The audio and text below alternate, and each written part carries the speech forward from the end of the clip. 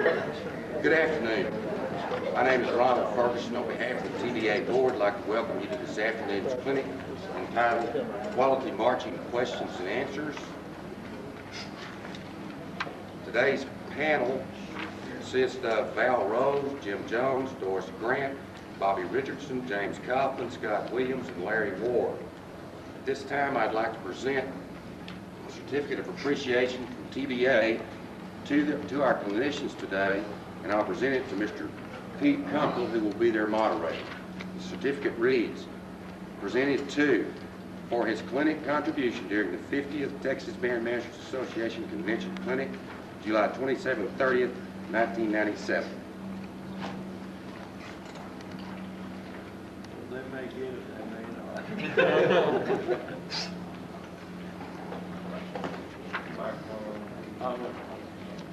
Listen, I'm not very, I know he said turn this down. One of you writers. It's not into high tech. There we go. All right. Eyesight, that's right. This is going to be very informal, and we're going to have some of this stuff that's going to be demonstrations by these guys and how they actually do these things, so you're going to have trouble seeing from back there. I wish you'd come on up front because you'd get a lot more from it. Because a lot of it will be demonstrations as well as what they're talking about. Before we start, I want to thank Mr. Ferguson and also the Board of Texas Bandmasters for the time they allowed us on the program. And at this time, I'd like to present the president of the National Association of Military Marching Band, Mr. Jim Jones, and let him say a brief moment about, and talk to you just a second about the association. Jones. In 1979, the National Association of Military Marching Bands was formed to promote and preserve the military precision style of performance among marching bands of America, and to encourage the superior performance of traditional march music from band literature. If you are not a current member of the National Association of Military Marching Bands, we highly encourage you to become a part of this worthwhile group. We have a retreat on August the 16th at Sam Rayburn. We kind of mix business and pleasure together. Throughout the entire retreat, we'll be showing films of different military bands. If you have a military band would like to bring a film, we highly encourage you to do that. Also, there will be some of the best barbecue you just have ever eaten, a lot of good fellowship, and at that time, we'll hand out applications for membership. However, if you are not able to come to that retreat, we ask you, if you will, at the end of this clinic to come up and sign a little pad, put your name, address down, and we'll make sure that you get application. Thank you. We do hope you have a pencil because there are going to be some things you need to write. At the end of this session, we're going to have a test. All of you that fail the test are not going to be qualified to take a marching band contest here because you're not going to be qualified to. No pass, no play. But, I want to thank Wayman Bullen for being very instrumental in helping get this thing together. Of course, Neil Grant, Tatum Music Company, for the two organizations and the sponsorship of this. Neil and Wayman and I got together one night and formed these 50-something questions. These are things that we have talked to other people about and asked about, things that we see as when we go to contests, things that we see when we work bands, or just things that we see that generally you may have a question about. We asked these 6 people to answer these questions for us as all winners of things with NAMMB. There is no right way or wrong way to do any of this, ladies and gentlemen. There is just a way that they do that with their own personality that's successful for them. So that's important to start off. There's nothing we're going to say that's a right way or a wrong way. It's just how they've done it and how they've been successful with it. Obviously, we can't answer all of these 50-something questions today. It's not possible. What we're going to do is skip through and take some of the questions and let a couple of panel members talk to you about the questions and the answers. And then you'll, of course, have the booklet. If you've got any questions you might want to consider after that, you've got the booklet to read and take with you to look at. So we're going to start right in, and we're going to skip the first question. You can read that pretty quick and see that there are that. Well, I'm going to start on the second question, and the question is, what is stride? A very important part of the military marching band. I'm going to ask two directors, Mr. Scott Williams and Mr. Doice Grant, to come up and talk to you just a second about what they feel about stride and see how we go with this. We'll go and see how this thing works, and if we have time for questions, or you got a question from each one of them or so forth, well, hold up your hand and we'll go from that point. All right, Scott, I don't know if we can use without the mic or we need the mic. Let's just try. We're going to need the mic? Okay. Hey folks, my name is Scott Williams. I represent a lot of 2A schools. Maybe my band's been fortunate enough to do very well at the state marching contest. The question would be, what is stride? I've always thought of stride, and when I teach it to my students, I tell them that the lower half of the body is stride. I say that a 30-inch step is stride, but mainly it all comes together with your upper body being one thing and your lower body being the other. And so when you talk about stride, I only talk from the waist down, from the hips down. And we do work stride a lot separately, completely different from the upper carriage, or whatever we call the carriage. But stride is just a 30-inch step to us, and we have to work that a lot for consistency and evenness, and everybody's short and tall, that kind of thing. So that's stride to us. And I'm Doice Grant. I spent most of my tenure at a AAA school in Center, Texas, and our stride, a lot like what Scott's talking about, the two things that we really spent most of the time discussing and working on was that without a quality stride, you're not going to play very well. You're going to bob up and down. You don't roll from heel to toe. And so I always equated it to the smoother and more formalized gliding, what we call the glide stride was, the better you play. If you bump up and down, your head bobs, you're obviously going to have the trumpet players, the brass players, the mouthpiece sliding all over the mouth. So we wanted it to be perfectly smooth, just like the four style band did. Of course, we all are in the same business in that we've got to play good if you're going to have a band in any style that sounds good. The other part that I always thought was important about a military stride was it's the length of stride. If you've ever watched a military band and you take a 30-inch stride, it has such great dignity because of the length of the step. You're not taking a real short step that has, it's a totally different look. It gives that real prideful look when you either walk across a football field or go down the parade. If you've ever gone to any of the out-of-state marching contests and you've seen one of these military marching bands walking down the street, you'll have people come up and just can't believe how, you know, where did this band come from? Of course, there's a lot of it stuck off in this part of the country, but I think a lot of it is that length of stride and that real dignity. Of course, going on to something we're going to talk about later, in that they play military marches. But the stride is beautiful and it's dignified, and a lot of it is because of the length of the stride. And that's all I've got. Thank you. I'd like to go to question number 4 in the book. How you teach the students to march in rhythm. I'd like Mr. Bobby Richardson and Mr. Val Rose to talk to you about that. Bobby? Basically, my approach as far as teaching the band to march in rhythm is to work a great deal of time early on to hit the ground together. I use 2 basic concepts of that. We do a lot of drum tap marching where we beat in time. I know of people who use metronomes out on the field and so on, which I think would be advantageous. I don't have to have one of those, I don't use it and so on. I like to get my drummers keep an even tempo if I can. So we march in rhythm. One other thing I do, especially in playing with marches, a lot of times you get the band hit the ground with drum taps or cadence, and a lot of bands you see, especially at contests, that when they hit the cadence, their stride and rhythm immediately gets better. And one of the things I found early on, it's not a trick of mine, I got it from Wayne Bullock, is that when my band starts immediately marching or playing marches as we march, one of the things I do is I continue the drum taps for a while we're trying to play the march, which helps the band keep that rhythm going and gets used to playing in rhythm as they go down the field and so on, hitting the ground in rhythm. And so rather than getting it down and getting taps and cadence and then just start playing, you know, we try to do both and meld it. And I do a great deal of this early on before we start learning drills, because if they can't get the ground in rhythm, obviously they're not going to play well, their stride's not going to be good, lines and everything's affected by that.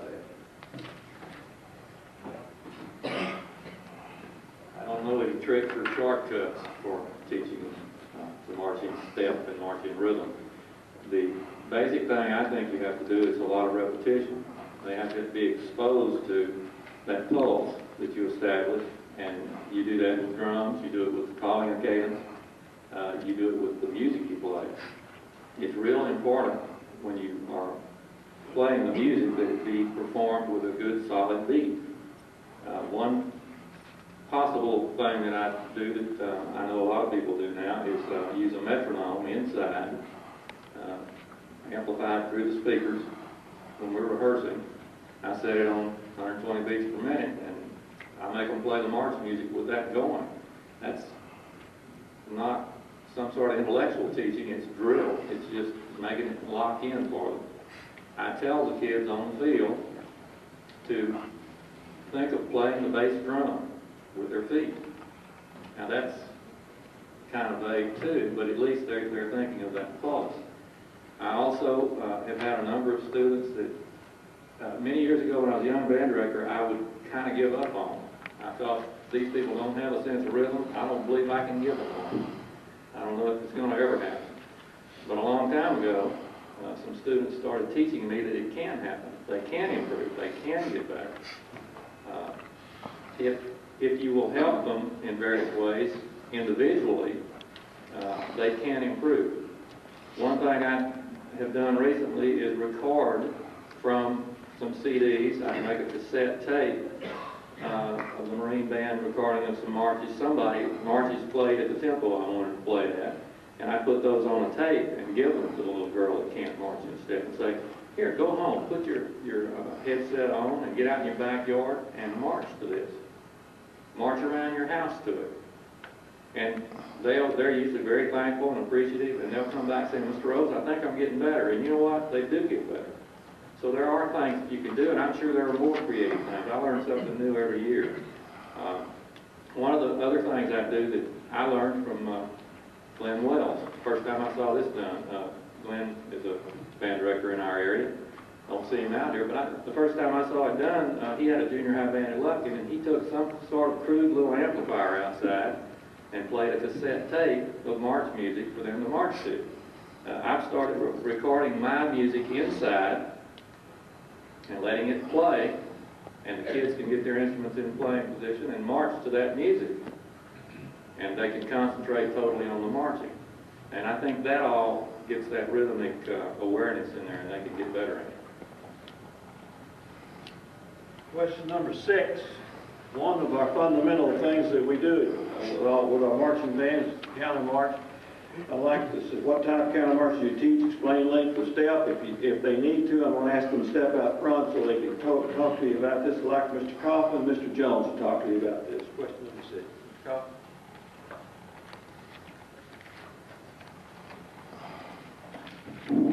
In New Boston, we use a 4-count counter march.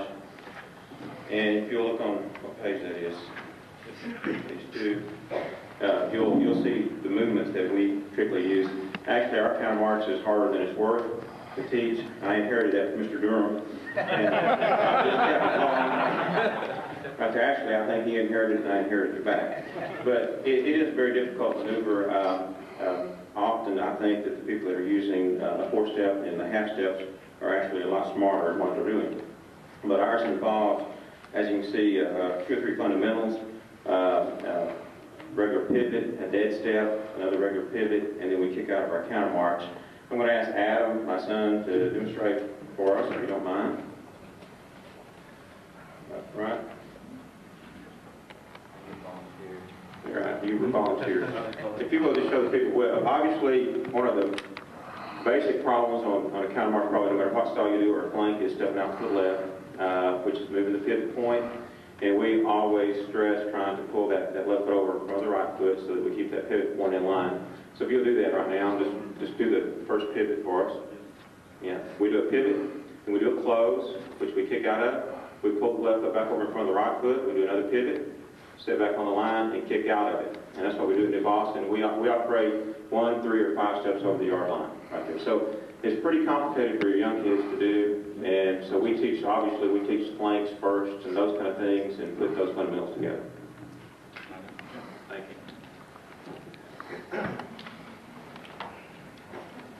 let me say this, and that is, if you're a younger or even maybe a less experienced director, it would behoove, and I would say everyone on this panel has done this, and that is talk to someone that has a lot of experience. I keep thinking back to the many things that Mr. Bullock has told me, Mr. Grant has told me. I've been very fortunate that they've shared some things with me.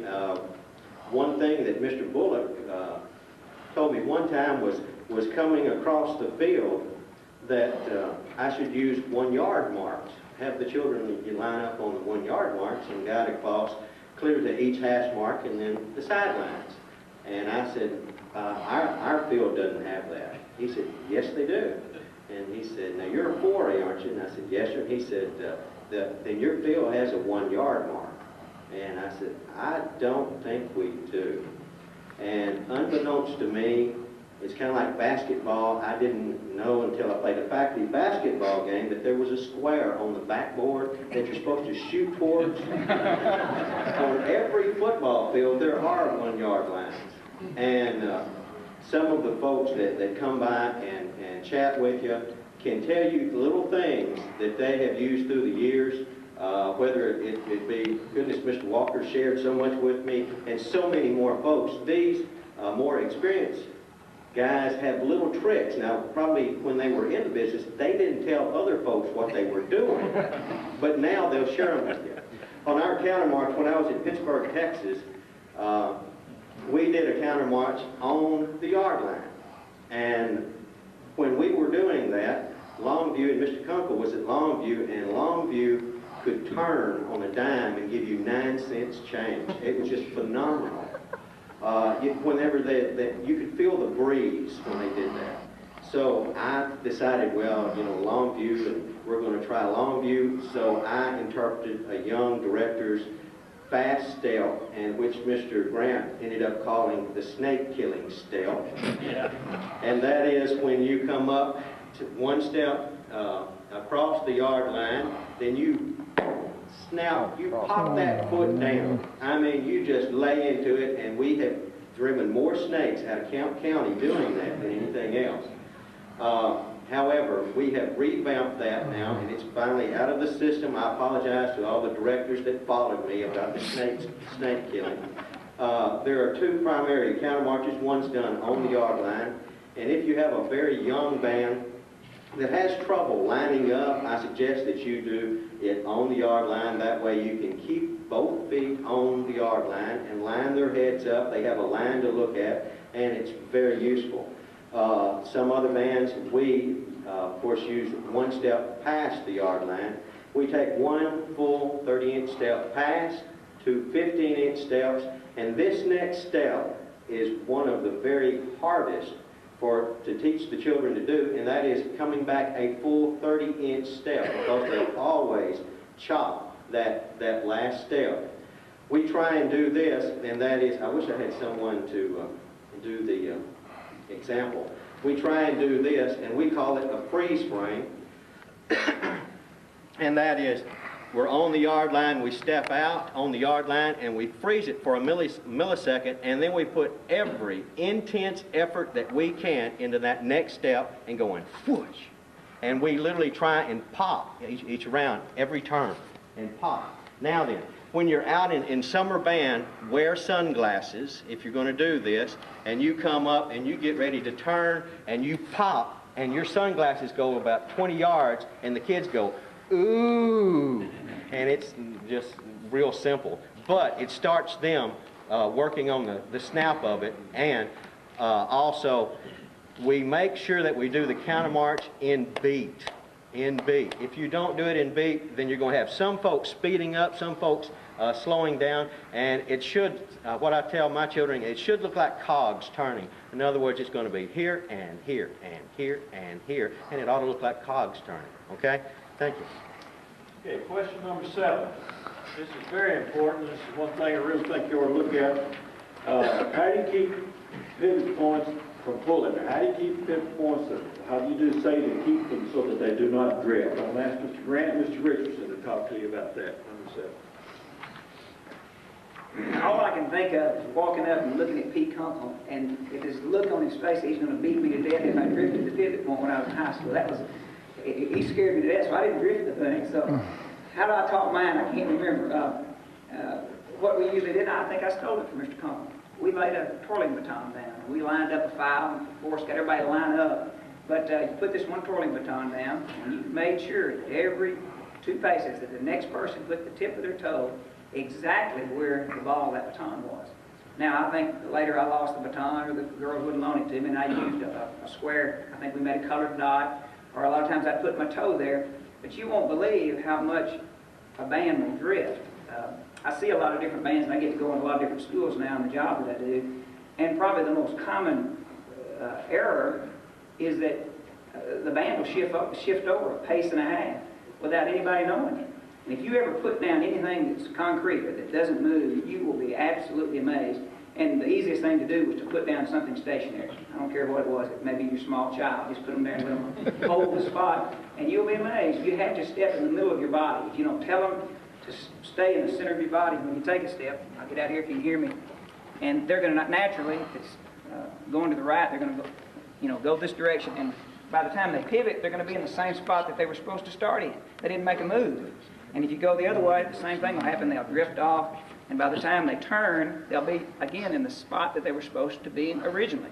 So get a stationary spot, ask them to take that last step and put it in the center of their body. And so those 2 things always help my group do an adequate job. I've never did it good enough, but put the step in the center of your body where you know that you're going right in front of yourself, and when you pivot, obviously have something there stationary that they know, because when you go to the game, you're not going to get to put out all the little round pegs out there at the football game, but it would be nice, but we're not able to do that. That's how we did it. Thank you.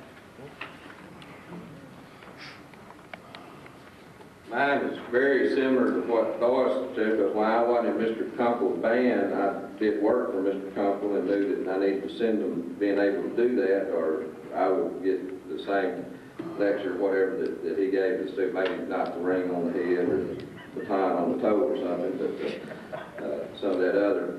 One thing, if you'll notice on my statement, the first thing I brought up is the head, eyes, and up, and your toes go to the center of the body. First of all, it's my opinion, the first and most important thing you've got to do is have good body carriage and good posture. And if you don't have that, you're going to have trouble with stride, pivot points, everything else. So I kind of stress that with everything that we do. Keep head up, your eyes up. Always, as Doice told you, we bring every pivot point, doesn't matter whether it's counter march to the rear flank, we do to the center of the body. It always comes to the center of the body, in line with your nose or whatever, never to the left. If it's the right foot comes to the center of the body, always. And that's a point that the students can relate to. It's easy to do. It's not the only way to do it. I've seen many other groups that have good pivot points that just step straight out and don't go to the center of the body. It's always been harder. I've never had luck getting groups to do that very well, so I like one point that they can all direct on. One thing that I do to ensure that is obviously mark points like he was talking about, mark strides on the field to get them used to doing that in the early stages, but also is in getting them to understand what pivot points are. I also start very early making sure that they are aware of what marks are on the field and how to use those marks in relation to pivot points too. In other words, if you are coming up on a slash mark, making sure that that point is exactly the right amount of distance. If it's that first one, 6 inches inside that slash mark or whatever. And I try to use any mark on the field that I can in order to help maintain those pivot points and get the kids marching straight up and down the field.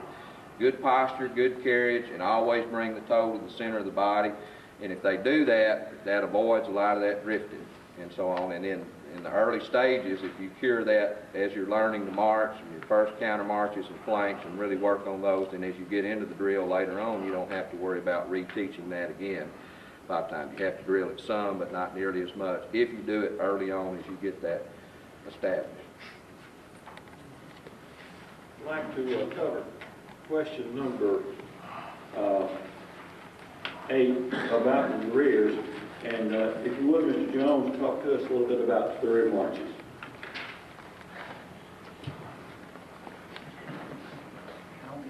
I think it's Mr. Williams and Mr. Rose turn. I was sitting back and I don't have this one, I don't have a thing to worry about. On to the rears. One thing that both these gentlemen have said that I think just needs to be said again and again is this: even on to the rears, you must be sure that when you do it, and I'm going to get out in front in just a second. When you get it to the rear, 3/4 of the time, when a child does it to the rear, I call it the drunk sailor syndrome. They do it to the rear. As soon as they turn around, then they look real similar to a drunk sailor because he goes this way, and then he goes this way, and then by the third step, you're automatically, or you're back to going straight. And that's very easy to fix by just, once again, putting that foot in the middle of your body. When you're doing a to the rear, or when we do our to the rear, and I'm not saying our way is the correct way, it's just the way that we do it, we put the one foot in front of the other foot, and then we pivot on the ball of the feet. And if you try and pivot any other way, to my knowledge, if you try and do a heel, that works real good until you get into a field with astroturf. And then you have real problems. Turn on the ball of your foot, pivot all the way around, you're facing the same direction, and then you'll come in. And we, once again, use a freeze to the rear. We come up, and we put our foot down, then we turn, and then we go back this way. And there's a little pause in there, in between, okay? But key thing that you need to be aware of, and that is when you put one foot in front and you turn around, you need to take a full 30-inch step here, or you're going to be out of line again, and then you're going to have to have steps to make up to get back in line. So that's how we do it to the rear. Let's talk about the step off just a second. Mr. Williams? On kickoffs, we don't do anything different than anybody else, except the fact that I was under a man named Mr. Jimmy Yancey, and a lot of y'all know Mr. Yancey, and he would break things down. He would break things down very simple, and I've heard this from Mr. Kunkel and from a lot of people: keep it simple, stupid. So what I've always done is exactly what Mr. Yancey did. He explained everything. Point the toe, skim the toe, and we break it down into steps for the students. And then we do things like, I'll tell them, and I put this in the booklet, we'll get a Dr. Pepper can or something. I'll say, now, I don't want you to rear back and kick that can, but I want you to see how far you can push that can. And they'll do it at the house. Anything you can do, and do it 2 or 3 different ways, I found that you'll hit most of your students. If you just teach them one way, if you just say, okay, you kick off like this, you kick on and your foot goes down on one, that you'll get some of them, but you won't get all of them. So I try to, on every fundamental that we've talked about in here, I try to do, I'll think to myself, okay, how can I teach that this way? How can I teach that this way? How can I teach it this way? I try to teach it 3 different ways. Because if I teach it more than one way, then I'll hit most of the kids in the band. And that's basically on the marching fundamentals altogether. That's what we do. We do it 2 or 3 different ways, because I'm not going to hit everybody if I don't do it that way. Question number 16 that we looked at and found out that probably is the military band. This is probably the most important question in this whole thing. What is military band and how important it is? I'd like for Mr. Coffman to talk to us about this, please.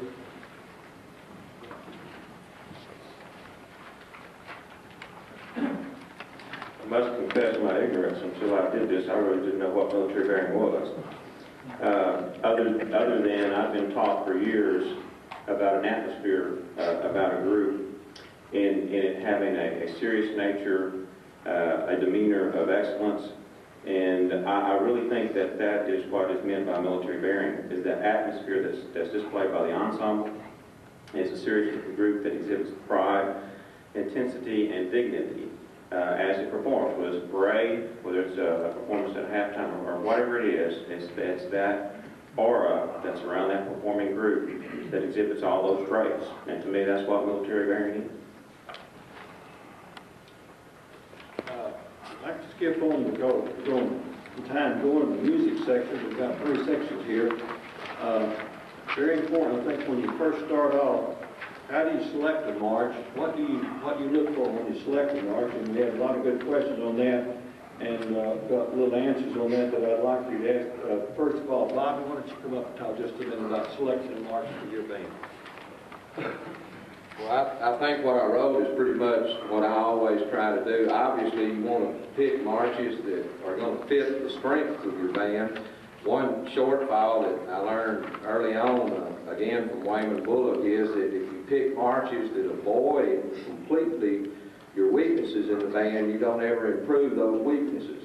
So one thing that I try to keep in mind when I'm picking is not only, everyone knows pick to your stronger section in the band, and be foolish not to do that, but I also try to pick music that's going to challenge within a reasonable amount the sections that are weaker, so that those sections can grow. In fact, as most of you probably know, I probably challenge them more than they are capable of time. But most of the time, I've always taught them like the kids are smart enough to do whatever I'm smart enough to teach them.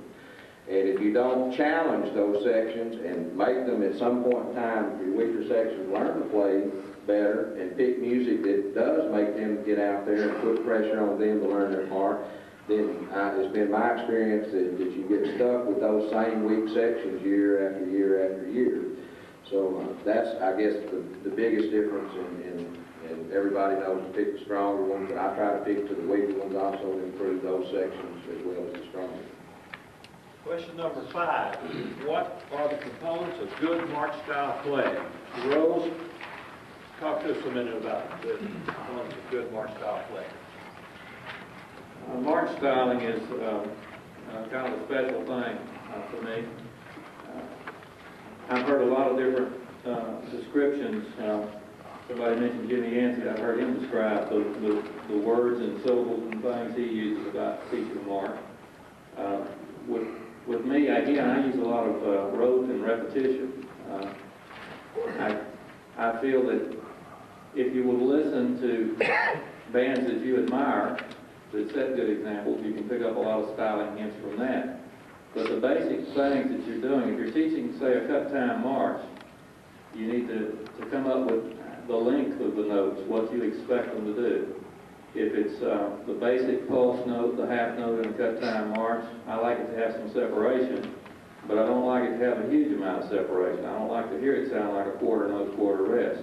I like for that half note to have a lot of weight on it, to be a very solid note, and to be a long note, but I still don't want it to run into the next note. If it's quarter notes, and again I'm talking about things that are not slurred, I would want those notes detached and played a little bit lighter than the half notes. Eighth notes, if that is march tempo, or that's pretty fast tonguing for most kids in high school bands. If they can articulate that fast, I'm not too concerned about how they sound exactly. It can sound legato even. In fact, if a kid's having trouble articulating very fast, a lot of times I'll tell them to lighten up to make it sound like a little more legato sound, but to get those notes precisely played. Whole notes and notes longer, I like to hear held to a certain point. A lot of whole notes at the end of phrases in marches are a whole note tied across the bar to a quarter. I like to hear that stop at 1. Everybody's got their own ideas about those kind of things, but some people manage to get their bands to play and make them sound a little better than others. I think the bigger the note, as a general rule, I tell my kids, the bigger the note in value, the bigger it is in volume. The shorter the note in value, the lighter you play it. And I do tell them that that's a general rule. Now, there are going to be some exceptions. We're going to have a short note that we're going to play big and solid sometimes. But generally, I think they can relate to simplicity. If you can break it down and make it simple, it'll help them understand it.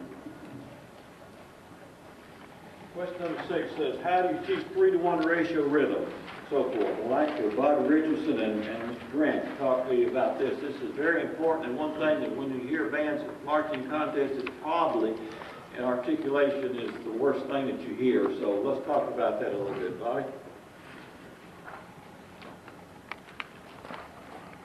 Again, I would like to be able to take credit for this, but I can't. Basically, I've tried to show you the rhythms that I used in the march style. Anytime I do a dotted quarter, eighth note quarter, I get the kids to sing the syllable day to day, day to day, which I think is a basic good starting point. Now you've got to refine that from each time you rehearse it, so it's a good syllable for them to remember. Anytime we have the dotted 8th, 16th, it's the same syllable, day to day, which gives you that 3-1, or gives me, again, this is something that I've heard Mr. Kunkel do many times with his bands, and it works very well to get them to do it. One of the things that I do is we're learning the drills, is get the band to sing the drill and articulate it and style it as they sing it while they're learning to march the drill, which not only makes it much easier for them to learn the drill, but it also helps them learn and style the music by singing the music. And it's been my experience, if they can sing the correct syllables and style the correct syllables and articulation, that also helps them when they start trying to play and march and don't have so many things to worry about. In teaching 2 to 1, I use the syllables 2, T, T, which is the same thing. You try to get a syllable. I'm sure there are other syllables you could come up with that would work, but I try to get a syllable that will give you the 2 to 1 ratio weight that you want, or the 3 to 1. And those are basically the ones I like to use.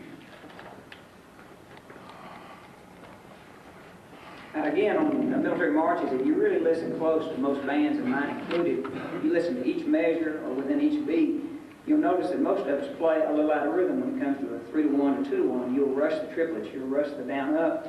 And I'm going to say, you won't believe how many bands, like I said, including mine, that rush rhythms. And what we always tried to do to avoid that was started when they were young kids. In 6th grade, we used a metronome. And I am and was a metronome fanatic. We'd start by taking a counting chart. J.R. McIntyre kind of forced it on me one time on a different counting system, so I used the Eastman counting system. And we started right off the bat at learning how to subdivide the 8 notes, knowing where that beat was and realizing that you weren't in a big hurry. It was a laid back, you'll just relax and put it, the downbeat on the down, the upbeat on the up, and use that metronome. And then we'd shift over to 3 to 1 using a triplet pattern with a McAdams metronome. And we started with these young kids when they were in 6th grade. We did it all the way up. In high school, we'd start, even in marching season, counting these charts, and especially working on 2 to 1, 3 to 1 subdivision. When we got into the march, I was always lucky to have somebody in our system that taught real good percussionists, and I always had 2 or 3 really fine percussionists. We'd get out on the football field and we'd record. I think, remember who said something about recording something in the band hall. We always recorded the marches in the band hall with the drummer either playing, if the march was dominantly subdivision, down, up, and olive rev time, cut time, had a drummer subdivide the beat at a fortissimo volume throughout the entire march. Or sometimes run the metronome with it. Then we'd go outside, plug it into our PA system, and we'd march the band. And the only reason, it's very difficult to march to a recording at 120 beats a minute. There's time delay, so you get behind. The only way I could figure out how to do it was to get this drummer, a snare drummer, to subdivide the beat. Now, if it was a march that was 6/8 or a triplet section, I had the drummer subdivide it into triplets. 1 lolly, 2 lolly, 1 lolly, 2 lolly, and it really helped us. At first, we fell apart. We'd do it again, we'd fall apart. But once we ever found that you relaxed, hold back, the whole march would subdivide up into where it was a lot closer in rhythm. And again, I had a lot of teachers that really paid a lot of attention to the exact, super exact rhythm. And we really don't pay enough attention to 2 to 1 ratio and 3 to 1 ratio, and I'm sure that's why that question's on there. And we did our best to try to correct it, and it is extremely important. Thank you. Go to question number 12. What importance bring your concept of blend, balance, tone, and color? I'd like Mr. Coffman to come up, please, and talk to you about that.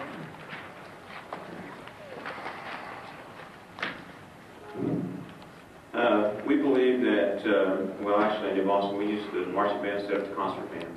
And so we try to achieve a concert sound out on the field, with the few exceptions that you have to do certain things to provide clarity, of course, and projection and those things.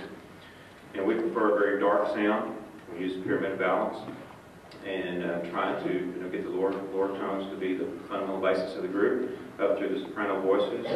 And especially in the traditional literature, we try to be sure that good tenor voice that's usually there and so rich is brought out, along with the soprano melody. So basically, what you do in concert band is what we try to do out on the field and move to it. Thank you. I'd like to switch and move to the drill design, and all the questions in the drill design are exactly what it says. drill design questions. So I'm going to ask each of the 6 directors just to come up and kind of summarize what we've talked about in all this, and each of them give you their ideas as quick as possible about drill design. And then we'll have time for a few questions, and then one more on the question I want to ask each of them towards the end. We'll start with Bobby and just go straight down the line, and we'll cover the do's and don'ts of the drill design, please. Basically, my philosophy on the drill design is number one, you got to be aware of what you can do with a drill. And the only way I've ever found to do that is to watch videotapes, go to as many marching contests as I can. Some of the best ideas I've had is actually watching the Lake Highlands DCI contest up there, watching corps bands and wondering how could I do that militarily and achieve the same type effect and so on. So, you know, that is the first step, is being aware of all the different things that you can do. I'm not sure that there are anything anymore that hasn't been done at some point in time, but if you're not aware of what all's been done, then it's hard to have some kind of idea about what you can do. Obviously, you've got to know music-wise what your band can play and pick music that will fit them. And then I design the drill completely around what I can get my band to sound good as doing. If I've got a drill that I want to do, I find a march that fits that drill. You know, if I've got a march that I want to play, I write a drill to fit that march, obviously. A lot of times we get in trouble, we sit down, we say, okay, I'm going to write down 64 counts of drill, and we do that without any anticipation of what we're going to be playing. And I did that when I was younger. And one time this bullet came out and watched one of my early drills, and he said, yeah, that's going to work real good, but what are you going to play to that? And then we spent the next 2 hours at Sambo's on napkins wondering, you know, him showing me why you can't do the drill without the music. And so basically I learned to chart my drills on Sambo's napkins, and sometimes that's the only way I can go back and do it. And, I learned very young, thanks to many of these gentlemen we talk about, that you always have both aspects when you're a designer. It works well for me. I've never done very well at deciding, okay, I'm going to do this music and just coming up with drill. You know, I keep both in mind as I'm doing the drill and work through it so that it has flow and continuity. One thing as stand up here and you're trying to think on the spur of the moment and inevitably you're going to forget, I would like to go back to one other thing quickly that I think will help when we talk about pivot points that I don't think anybody mentioned, and Mr. Kunkel and I talked about yesterday a little bit. Is one thing that we have a tendency to forget that causes drifting a lot in our drills is we forget what the kid, to tell the kid what to do with their body weight. That's one of the things we had talked about. And if you do the pivot point and get them so, you know, they can get the toe in the middle of the body, but if they don't know what to do with their weight's going to tell their body where to go. So it's important as you explain the basic concepts of the pivot points and teaching fundamentals of marching, that you also tell them what to do with all of their body and with that body weight, when the weight's supposed to shift from the left foot to the right foot and back to that foot again, where the weight's supposed to come as you go into and out of turns. And that's very important. That's one thing that I do, but I forgot about it when I explained it. But drill design, again, just make yourself aware. You've seen my drills, you've seen Mr. Kunkel's drills, Mr. Bullock's drills, and you know, watch a lot of things, plan it, and keep it all combined together. Don't try to do it separately, is what I try to do.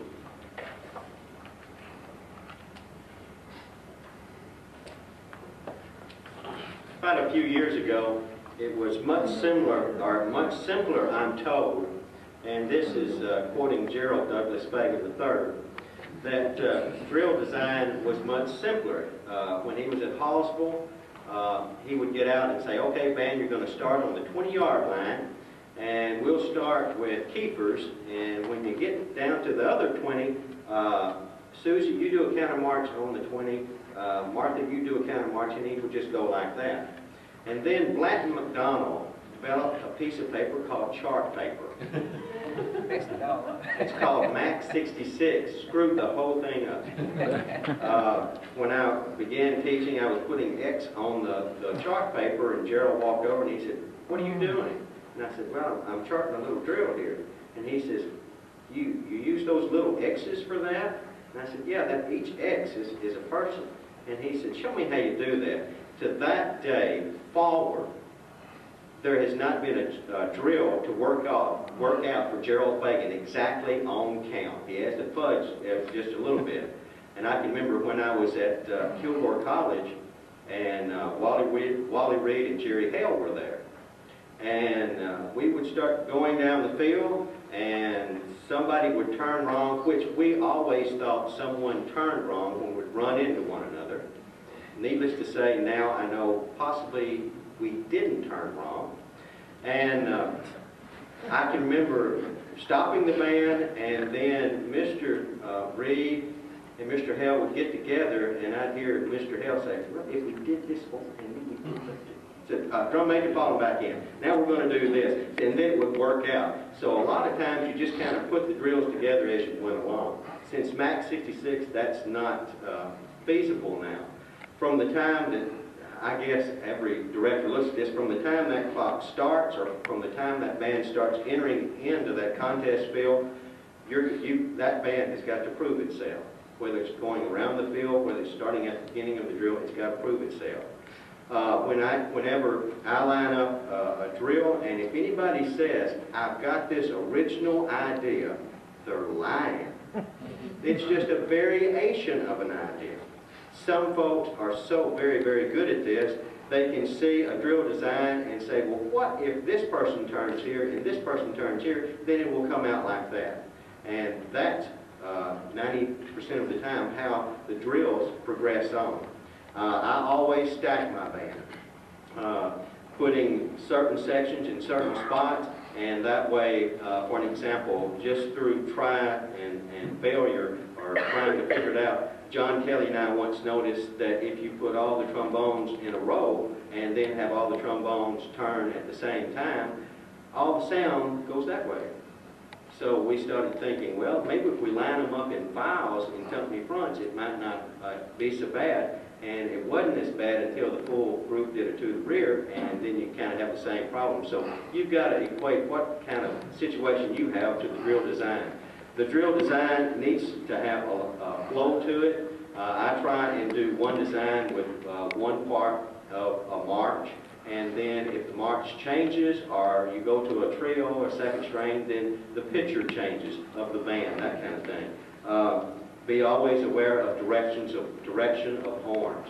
A lot of times when you're coming right across the field at that judge, you better be playing pretty doggone good, because they're going to hear exactly what you do. But yet when you do your to the rear and you're heading the opposite direction, you can get a little bit more bigger sound, maybe even a little bit raunchy, and they'll never hear it. Whenever you do a counter march, watch the direction of sound. If it starts pointing towards the judge, then you need to adjust that. Between 20s should have one sound. This side of the 20, another sound, similar to this side. The drill itself needs to be pleasing to the eye, and the best way to come up with drill designs is a combination of things. Number one, watching a lot of films, and yes, stealing from other folks. Number two, embellishing on what you've seen. And then the third thing is talking to some more experienced directors, and they'll help you a bunch. Okay?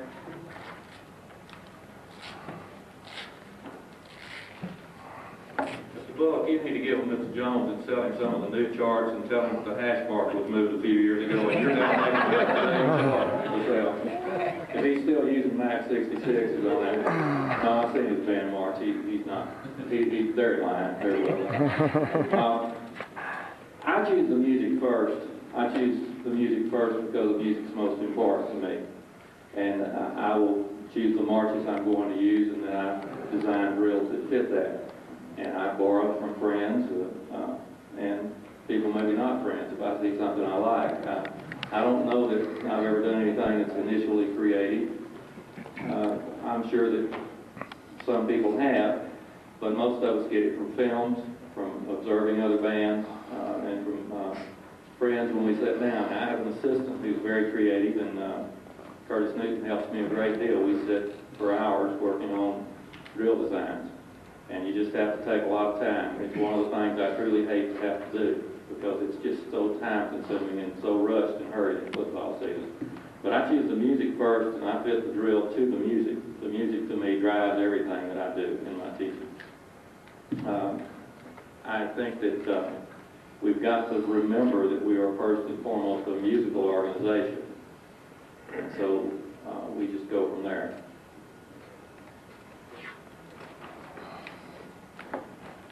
I feel running the up here with these guys talking about drill design. Mine was never very creative, and spent so much time playing that a lot of times my father was a band director. He'd come by and tell me I needed to hurry up and get out of the band hall. So with that aside, I can say that it was just the same as what the other fellows have said here. I basically learned the fundamentals of military marching. You know, the counter marches, the flanks, the to the rears. You have to have those fundamentals in your mind before you chart anything. So you learn that first. Second thing I did was look at films, steal from everybody I could get around, and all the people that I really respected. And again, like Val said, folks I didn't respect sometimes, but it was a good idea. And you had that all in your mind about some little section of the drill.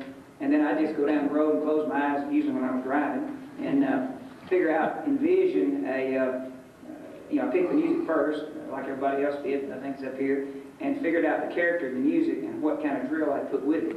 And that was all I ever did. And again, they were real traditional. We've got guys up here that do really outstanding drills and probably be a little more detailed, but I probably stole all of them from these guys anyway. But music was always the first thing. You had to know the fundamentals. You had to have some ideas that you had either created on your own, that you thought you created. A lot of times you figured out somebody else did it. And then finally put it all together, but always with the music in mind first. Thank you.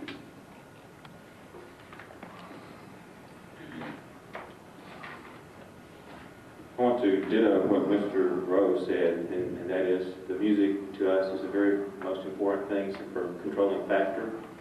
We try to have the drill be representative of the music itself, to give you a visual impact in addition to what you're hearing.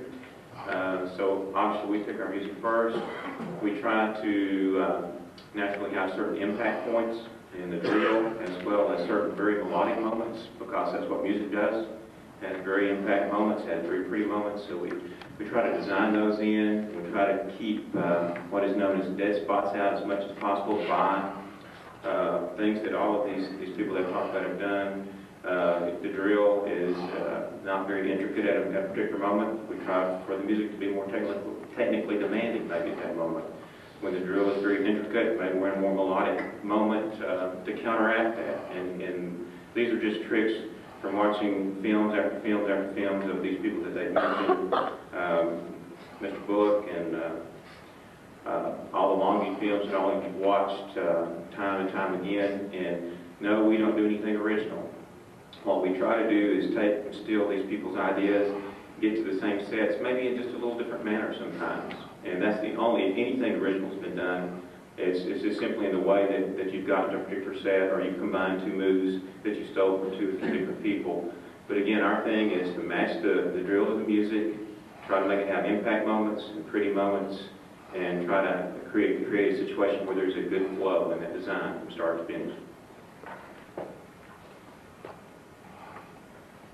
After listening to all these guys, I decided I'm going to buy my charts from Mr. Bullock this year and not chart anymore. No, I learned something, and just one thing, not to say the same thing everybody else did. I was at Stephen F. Austin band camps, and there was a man named Mr. Ross Grant there, and I learned a lot from him. One of the things that I can say that no one else has said today is I try to have 3 effective moments in my drill. 3. Either musically effective or visually effective. Don't try to do both at the same time. You may have a step 2 drill or something like that. We'll chart that up, and then maybe feature your tubas like I put in my deal on under the double eagle. But have 3 things that when people walk away from my band and they look at the design, they'll go, "Wow, you remember when they did that?" Or "You remember when they did that?" And that way, you're not just another group. They'll remember your group. So if you think about that this year, you know, also I must add one other thing, that I'm young, I think, and I'm still learning a lot, because I was walking over here and I told Bobby Richardson, I said, I'm going to play top half of Action Front this year. And he said, "Really?" And I said, "Well, I saw a drill of yours one time that was, you know, like this blockbuster drill. You did 3 or 4 things." I said, "I'm going to do that with it." And he said, "Well, you're not going to do that with Action Front now. You might." So now I'm going to go to Bobby's house in Longview and say, "Well, what should I do?" There's nothing wrong with that. And everybody, you know, no one's that smart around here. So those things are very important. To be among thieves. But I think you found out that one thing, you know, you get all these different ideas, but one thing for sure, they've all told you, they all do the same thing. You do your drills to the music first and not the drill, because it's very important. That's one good point. And where you do your drills, I was Methodist Church choir director at First Methodist Church in Longview for years, and I sat over here, and the preacher was right here, right above his head, there was this work, looked just like a grid on a drill chart. And I could sit and I could look at him during the sermon. And everybody thought I was very devout. I was designing my drill. Looking right over his head over the First Methodist Church, and it works great. I'm sorry, I shouldn't have said that. I'll look it out here. We're going to get close to the end of time. I'd like to ask if you got any questions that you might ask any of these gentlemen about anything, and then I'm going to ask them one more question. Somebody have anything they want to cover? There's a question on the last in the general, and I'm going to ask them, and I'd like for them to, they could probably stand up and tell you right where they are. Why did you choose, or why are you still, or why did you choose to stay with Marching 65? That's one of the questions in that. What pushes you to stay with Marching 65? Let's just start on this end, this time, and go down and see. I don't know. If there's any four-style people in here, I must say that I don't want to offend anybody, but I feel like it's the only way Marching 65 teaches so many things other than marching, and that's what we're trying to teach kids. We're trying to teach them how to be successful. And Marching 65 teaches a lot of military stuff, and military is great. Well, I think, first of all, that a march teaches a lot. It incorporates various articulations, melodic playing, impact playing, all different kinds, as we've heard from march style. Longer notes get weight, the shorter notes are light, so you learn so much, first of all, from just playing a march. And I think fundamentally, as far as an education, that's very, very important. As far as the marching and the moving, I think no matter what style you do, that you have to do it in a very exact manner. And I think our style lends itself to do that very well, and it's noted for that. And so that's what we do.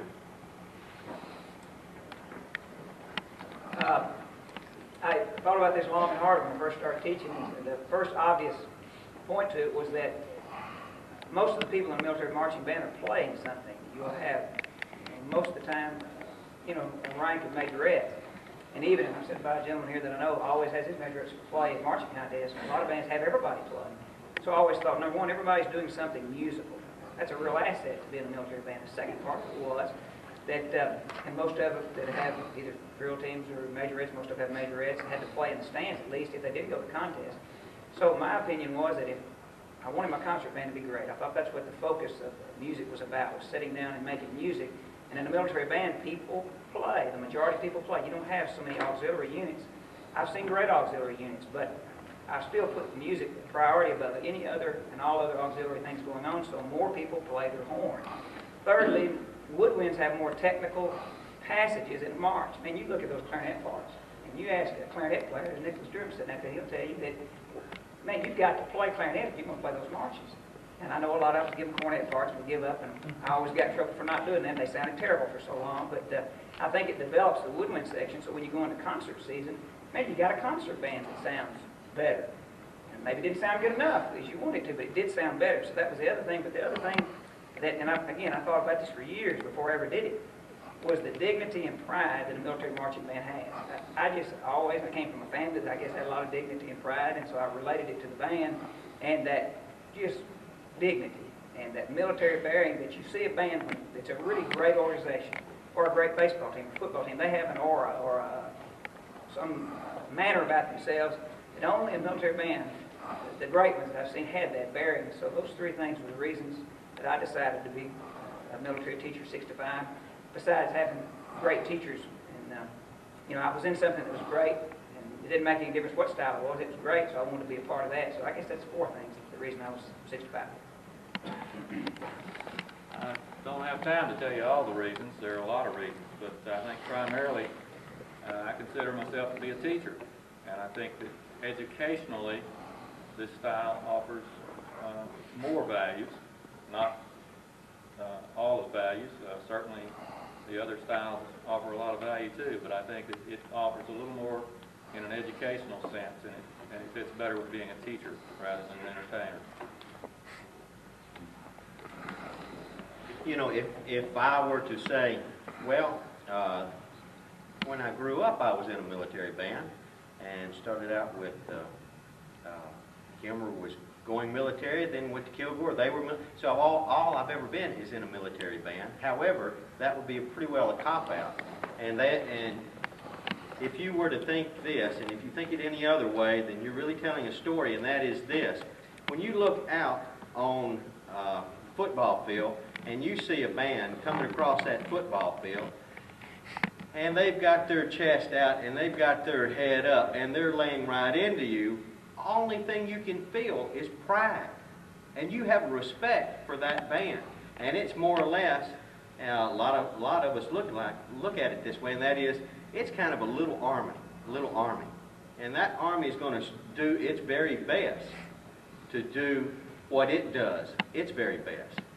And if you're going into a military band, the way I look at it, we've got to jump on the other style, and that is similar to what Doice was saying.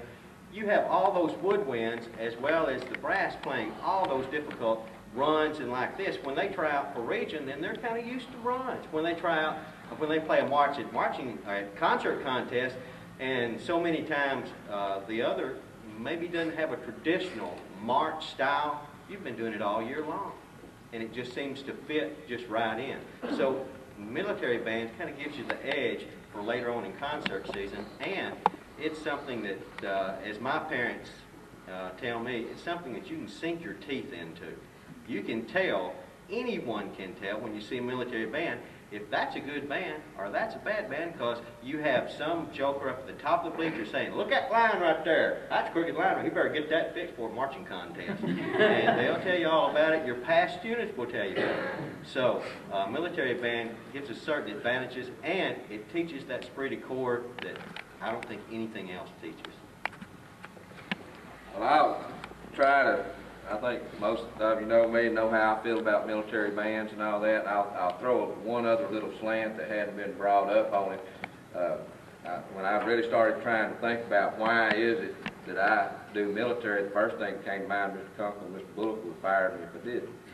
And secondly, it was very important that it was the most familiar thing to me, because I came up in Mr. Grant's band and we did military then. I didn't even know there was another style until I got to college. I felt comfortable teaching it. I feel like that if I chose, educationally, I feel like for me it's the right thing to do, because that's where my strength is as a teacher. And I think every teacher needs to look at whatever style they do, what they are going to do best for them, and so on. If you're going to do military, then you need to make sure that you're adept at doing that. If you're going to, you know, I've seen many corps groups that had just as much esprit de corps, pride, and dignity. They walked on that deal, as far as I'm concerned, played just as musically, the music, technical. We all use auxiliary groups and so on. But the thing is, we've got to decide what is best for us, and whichever style, 8-5, show band, corps, whatever it is, feel comfortable with it, and as a teacher know that we're educationally doing the best thing for those students when we stand up there. And you can't do that trying to do something that you haven't versed yourself at, and I would think it'd be very hard to do 3 or 4, to verse yourself well enough to try to teach 3 or 4 different styles. I think that's why we have math teachers that do calculus and some that do algebra, and you zero in on that. You've got to decide what you're trained the best to do and what you need to do, and then do what's best for those students. And if you're working out something that you don't feel comfortable with, you either need to make yourself comfortable with it or find what you are comfortable with to teach. Thank you. Again, I want to thank Neil Grant and Mr. Bullock for making this program that you're going to carry with you possible. And I want to thank the panelists for sharing their ideas with you. It's a great profession, ladies and gentlemen, when successful people are willing to share ideas that make them successful. So that's one thing great about our profession. It's not like some of the ones that these other activities, but If you got a question in this book that was not covered, you want to ask any of them about it, they'll be glad to talk to you about it. So thank you very, very much for coming, and to NAMMB, thank you for